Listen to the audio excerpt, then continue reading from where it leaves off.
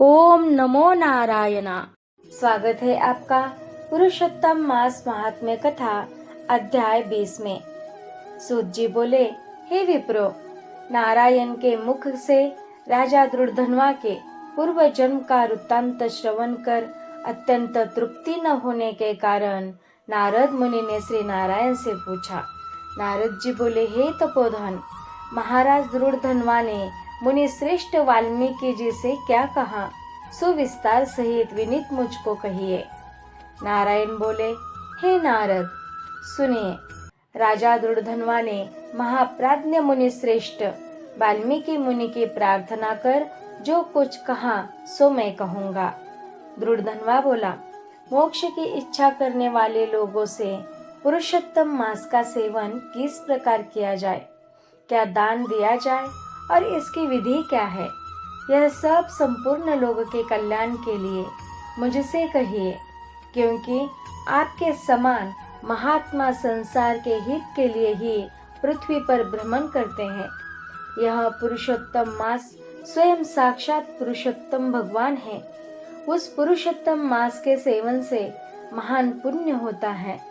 यह बात मैंने आपके मुख से भली भांति सुनी है। मैंने पूर्व जन्म से सुदेव नामक ब्राह्मण श्रेष्ठ होकर विधि से पुरुषोत्तम मास का सेवन किया, जिसके प्रताप से मेरा मृत पुत्र उठ खड़ा हो गया। हे ब्राह्मण, पुत्र शोक के कारण निरंतर निराहारी मेरा यह पुरुषोत्तम मास बिना जाने ही बीत गया। अज्ञान से हुए पुरुषोत्तम मास का ऐसा फल हुआ कि मृत्यु को प्राप्त भी शुकदेव उठ खड़ा हो गया।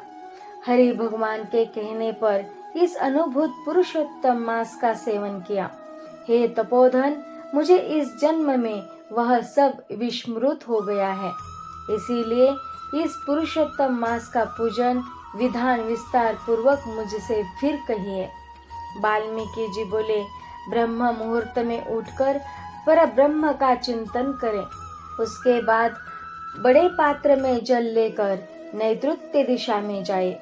पुरुषोत्तम मास को सेवन करने वाला शौच के लिए ग्राम से बहुत दूर जाए।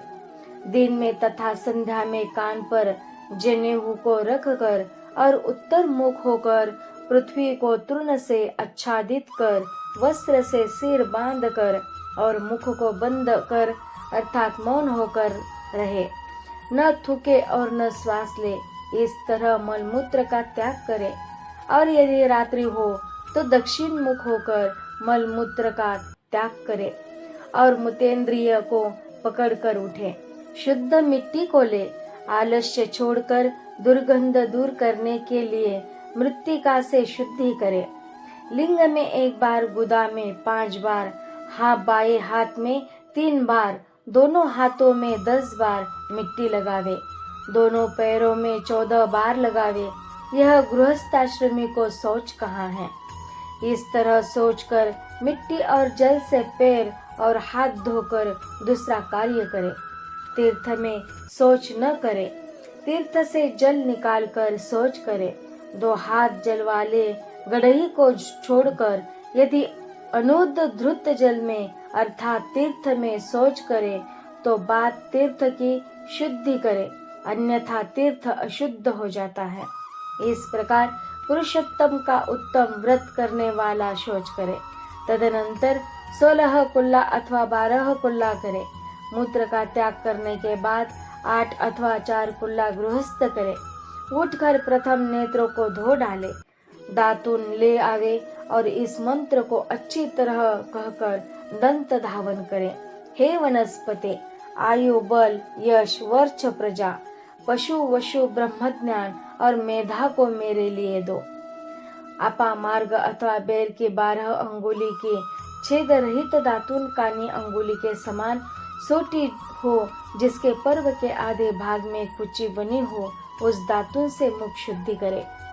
रविवार के दिन काष्ठ से दातुन करना मना किया है, इसीलिए 12 कुल्ला से मुख शुद्धि करे। आचमन कर अच्छी तरह प्रांत काल में स्नान करे। स्नान के बाद उसी समय तीर्थ के देवताओं को तर्पण के द्वारा जल देवे और समुद्र में मिली हुई नदी में स्नान करना उत्तम कहा गया है। बावली, कूप, तालाब में स्नान करना विद्वानों ने मध्यम कहा है और गृहस्थ को गृह में स्नान कराना सामान्य कहा है। स्नान के बाद शुद्ध और शुक्ल ऐसे 2 वस्त्रों को धारण करे। ब्राह्मण कंधे पर रखे जाने वाले उत्तरीय वक्ष को सावधानी के साथ हमेशा धारण करे। पवित्र स्नान में पूर्व मुख अथवा उत्तर मुख होकर बैठे और सीखा बांधकर दोनों जांघों के अंदर हाथों को रखे। कुश की पवित्र हाथ में धारण कर आचमन क्रिया को करे। ऐसा करने से पवित्र अशुद्ध नहीं होती है, परंतु भोजन करने से पवित्री अशुद्ध हो जाती है। इसीलिए भोजन के बाद उस पवित्री का त्याग करे। आचमन के बाद गोपी चंदन की मिट्टी से तिलक धारण करे। वह तिलक रुद्र पुंड्र हो, सीधा हो, सुंदर हो, दंड के आकार का हो, ऐसा धारण करे। रुद्र पुंड्र हो अथवा त्रिपुंड्र हो, उसके मध्य में छिद्र बनाए। रुद्र पुंड्र में लक्ष्मी के साथ हरि भगवान स्वयं निवास करते हैं। त्रिपुंड्र में पार्वती सहित साक्षात शंकर भगवान सर्वदा वास करते हैं। बिना छिद्र का पुंड्र कुत्ते के पैर के समान विद्वानों ने कहा है। सफेद तिलक ज्ञान को देने वाला है। लाल तिलक मनुष्य को वशीकरण करने वाला है। पीला समस्त रुद्धि को देने वाला है। कहा गया है, इससे भिन्न तिलक को नहीं लगावे। गोपी चंदन की मिट्टी से शंख, चक्र, गदा, पद्म आदि धारण करे। यह संपूर्ण पापों को नाश करने वाला और पूजा का अंग कहा गया है। जिसके शरीर में शंख, चक्रादि भगवान के आयुधों का चिन्ह देखने में आता है, उस मनुष्य को मनुष्य नहीं समझना, वह भगवान का शरीर है। जो शंख, चक्र आदि चिन्हों को नित्य धारण करता है, उस देही के पाप पुण्य रूप हो जाते हैं। नारायण के आयुधों से जिसका शरीर चिन्हित रहता है, उसका कोटि कोटि पाप होने पर भी यमराज क्या कर सकता है। प्राणायाम करके संध्या वंदन करे। प्रांत काल की संध्या विधि पूर्वक नक्षत्र के रहने पर करे। जब तक सूर्य नारायण का दर्शन न हो, तब तक गायत्री मंत्र का जप करे और सूर्योपस्थान के मंत्रों से उठकर अचंकली बांधकर उपस्थान करे। सायंकाल के समय अपने पैर को पृथ्वी में करके नमस्कार करे। जो कमी रह गई हो उसको इस मंत्र से पूर्ण करे। यस्य स्मृत्यांच नमोक्त्याम तपोयज्ञ क्रियादिषु न्यून संपूर्णताम याति सद्यो वंदे नमच्युतम। ये मंत्र है।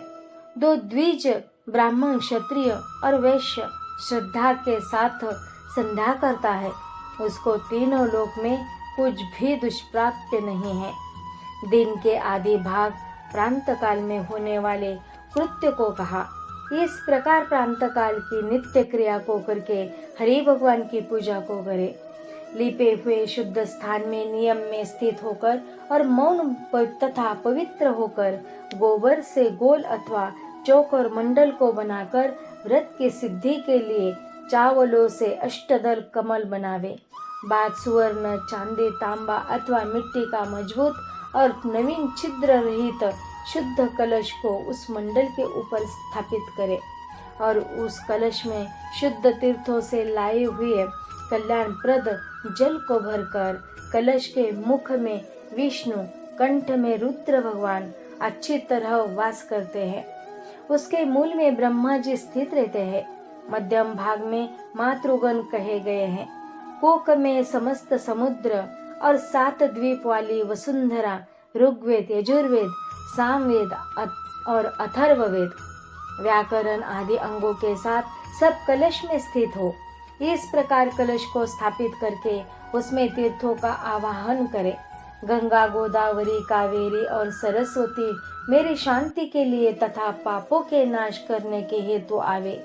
तदनंतर उस कलश का मंत्र पाठ पूर्वक गंध, अक्षत, नैवेद्य और उस काल में होने वाले पुष्प आदि कर्मचारों से पूजन करके उसके ऊपर पीले वस्त्र से लपेटा हुआ तांबे का पात्र स्थापित करे। उस पात्र के ऊपर राधा के साथ हरि की मूर्ति को स्थापित करे। राधा के सहित सुवर्ण की पुरुषोत्तम भगवान की प्रतिमा बनावे और भक्ति में तत्पर होकर विधि के साथ उस प्रतिमा की पूजा करे। पुरुषोत्तम मास के पुरुषोत्तम देवता हैं। पुरुषोत्तम मास के आने पर उनकी पूजा करनी चाहिए। जो इस संसार सागर में डूबे हुए को उबारता है, उसकी इस लोक में भी मृत्यु धर्म वाला कौन मनुष्य पूजा नहीं करता है। ग्राम फिर मिलते हैं, धन फिर मिलता है, पुत्र फिर मिलते हैं, गृह फिर मिलता है, शुभ अशुभ कर्म फिर मिलते हैं, परंतु शरीर फिर नहीं मिलता। उस शरीर की रक्षा धर्म के लिए और धर्म की रक्षा ज्ञान के लिए हुआ करती है और ज्ञान से मोक्ष सुलभ हुआ करता है। इसीलिए धर्म को करना चाहिए। देह रूप वृक्ष का फल सनातन धर्म कहा गया है। जो शरीर धर्म से रहित है वह बांझ वृक्ष के समान निष्फल है। सहायता के लिए न माता कही गई है, न स्त्री पुत्र आदि कहे गए हैं, तथा न पिता न सहोदर भाई न धन कहे गए हैं। केवल धर्म ही उसका प्रदान कारण कहा गया है। वृद्धावस्था सिंहिनी के समान भय देने वाली है और रोग शत्रु के समान पीड़ा देने वाले हैं। फूटे हुए बर्तन से जल गिरने के समान आयु प्रतिदिन क्षीण होती रहती है। जल के तरंग के समान चंचल लक्ष्मी, पुष्प के समान क्षण मात्र में मुरझाने वाली युवावस्था, स्वप्न के राज्य सुख के समान संसार के विषय सुख प्रवृत्ति सब निरर्थक है। धन चंचल है, चित्त चंचल है और संसार में होने वाला सुख चंचल है। ऐसा जानकर संसार से विरक्त होकर धर्म के साधन में तत्पर होवे। जैसे सर्प से आधा देह निगले जाने पर भी मेंढक मक्खी को खाने की इच्छा करता ही रहता है, उसी प्रकार काल से ग्रसा हुआ जीव दूसरे को पीड़ा देने में तथा दूसरों का धन अपहरण करने में प्रेम करता है। मृत्यु से ग्रस्त आयु वाले पुरुष को सुख क्या हर्ष करता है। वध के लिए वध स्थान को पहुंचाए जाने वाले पशु के समान सब सुख व्यर्थ है। जब धर्म करने के लिए चित्त होता है तो उस समय धन का मिलना सुलभ नहीं है। जब धन होता है तो उस समय चित्त धर्म करने के लिए उत्सुक नहीं होता है। जब चित्त और धन दोनों होते हैं तो उस समय सत्पात्र नहीं मिलते हैं। इसलिए चित्त, वित्त, सत्पात्र इन तीनों का जिस समय संबंध हो जाए उसी समय बिना विचार किए ही जो धर्म को करता है वही बुद्धिमान कहा गया है। अधिक धन्य के व्यय से होने वाले हजारों धर्म हैं। पुरुषोत्तम मास में थोड़े धन से महान धर्म होता है। स्नान, दान और कथा में विष्णु भगवान का स्मरण करना, इतना भी उत्तम धर्म यदि किया जाए तो वह महान भय से रक्षा करता है। जिस प्रकार गंगा ही तीर्थ है, कामदेव ही धनुषधारी है, विद्या ही धन है और गुण ही रूप है, उसी तरह संपूर्ण महीनों में उत्तम पुरुषोत्तम मास साक्षात पुरुषोत्तम ही है। यद्यपि यह पुरुषोत्तम मास प्रथम समस्त कार्यों में तथा यज्ञों में अत्यंत निंद था, तो भी भगवान के प्रसाद से पृथ्वी में साक्षात भगवान के नाम से प्रसिद्ध हुआ। जिस प्रकार हाथी के पैर में सब प्राणियों के पैर लीन हो जाते हैं, उसी तरह समस्त धर्म और कला समस्त पुरुषोत्तम में विलीन हो जाते हैं। जिस प्रकार और नदियों की तुलना गंगा के समान नहीं की जा सकते, कल्प वृक्ष के समान अन्य समस्त वृक्ष नहीं कहे जा सकते, चिंतामणि के समान दूसरे रत्न पृथ्वी में नहीं हो सकते, कामधेनु के समान दूसरी गौ नहीं हो सकते, राजा के समान दूसरे पुरुष नहीं हो सकते, वेदों के समान समस्त शास्त्र नहीं होते, उसी प्रकार समस्त पुण्य काल इस पुरुषोत्तम मास के पुण्य काल के समान नहीं हो सकते। पुरुषोत्तम मास के देवता पुरुषोत्तम भगवान है, इसलिए भक्ति और श्रद्धा से पुरुषोत्तम भगवान की पूजा करनी चाहिए। शास्त्र को जानने वाला कुशल शुद्ध वैष्णव सत्यवादी और विप्र आचार्यों को बुलाकर उसके द्वारा पुरुषोत्तम की पूजा करे।